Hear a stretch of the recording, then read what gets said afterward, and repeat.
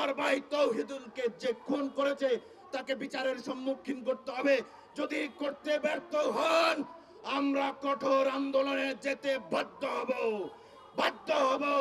আর কোন ভাইকে খুনের শিকার আমরা দেখতে চাই না, আর কোন আয়নাঘর আমরা দেখতে চাই না।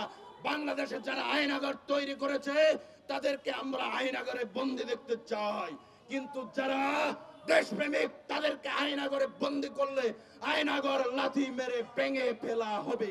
বন্ধুরা, ইতিমধ্যে দেশি এবং বিদেশি গণমাধ্যমে তৌহিদুল ইসলামের যে হত্যাকাণ্ড, এই হত্যাকাণ্ড নিয়ে বিবেক নাড়া দিয়েছে, কিন্তু আমরা দেখতে পাচ্ছি গত 17 বছরে এই শেখ হাসিনার নির্দেশে গুমের ঘরে, খুনের ঘরে, আয়না ঘরের ঘরে ক্রস ফায়ার করা হয়েছিল।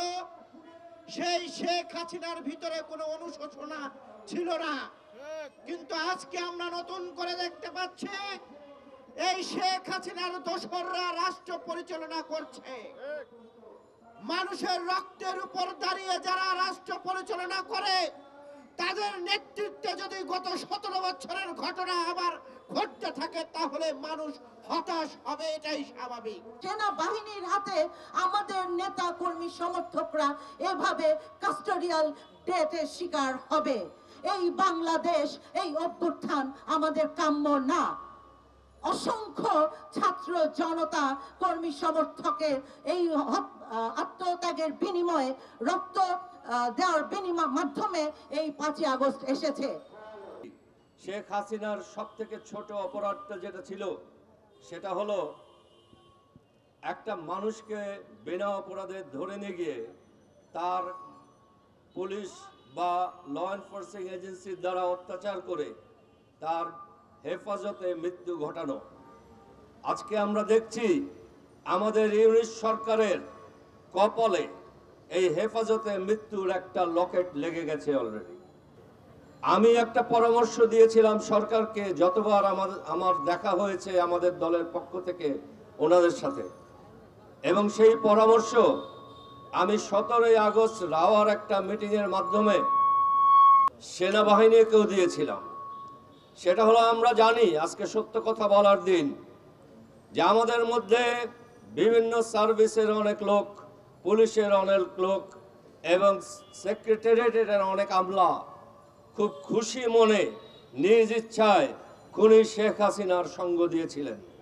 আমি বলেছিলাম একটা স্বৈরাচার একা কিছু করতে পারে না, তার একটা ভিত্তি দরকার। আমাদের দেশের সেক্রেটারিয়েট, পুলিশ বাহিনী, সশস্ত্র বাহিনী এবং আরও অনেকে এই খুঁটির কাজ করেছে।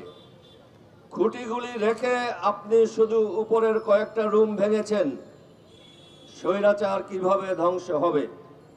আমার পরামর্শ ছিল ইউনূস সাহেবের প্রতি এবং সশস্ত্র বাহিনীর প্রতিও, যে আপনারা যার যার সংস্থা পরিষ্কার করুন, বাছাই করুন, এবং যারা শেখ হাসিনার এই খুন, অত্যাচার, লুটপাটের সাথে নিজ ইচ্ছায়, স্বেচ্ছায় সঙ্গ দিয়েছেন তাদেরকে বহিষ্কার করুন।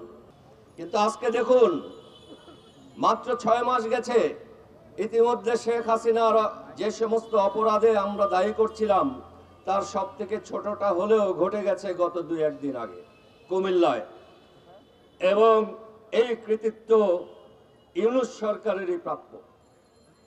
এটার জন্য যদি কোনো নিন্দা করতে হয় বা পুরস্কার দিতে হয়, সেটা ইউনূস সরকারকে নিতে হবে। আপনি পরামর্শ শোনেননি, এইরকম একটা উথাল পাথাল অবস্থার পরে একটা দেশ কিভাবে পরিচালনা করতে হয় সেটা সামান্য হলেও সিরিয়ার কাছ থেকে শিখুন।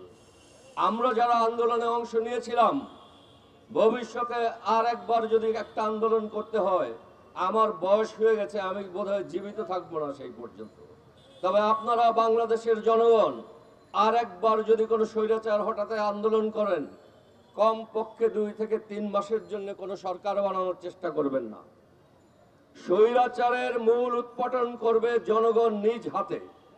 দেশের দায়িত্ব জনগণ বুঝে নেবে এবং সেটাই হবে প্রকৃত জনগণের সরকার। আজকের একটা পত্রিকায় দেখেছি একজন মৃত ব্যক্তির স্ত্রী ভিক্ষা করতে নেমেছেন। আপনার সরকার গত 6 মাসে এই একজন মহিলাকে পর্যন্ত সহযোগিতা করার চেষ্টা করেননি বা আপনারা পারেননি। এটা আপনাদের একটা চরম ব্যর্থতা যে 1050 লোক যদি বাংলাদেশে বিভিন্নভাবে আহত হয়ে থাকে, সেই 50,000 লোকের চিকিৎসার একটা কাঠামোগত অবস্থানও আপনারা নিতে পারেননি।